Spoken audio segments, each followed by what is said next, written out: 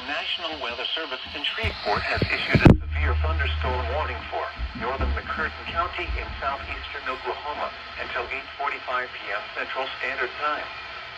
At 8 p.m. Central Standard Time, severe thunderstorms were located along a line extending from 8 miles west of Hatfield to near Octavia to 12 miles south of Neuse to 18 miles south of Whitesboro to 9 miles southeast of Neshoba, moving east at 50 miles per hour.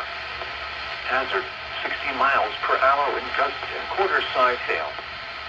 Source, radar indicated. Impact, hail damage to vehicles is expected. Expect wind damage to roofs, siding, and trees.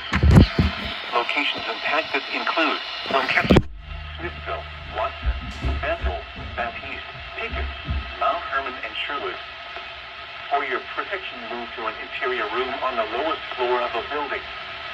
Repeating, a severe thunderstorm warning has been issued until 8:45 p.m. Central Standard Time for the following counties: McCurtain, Oklahoma,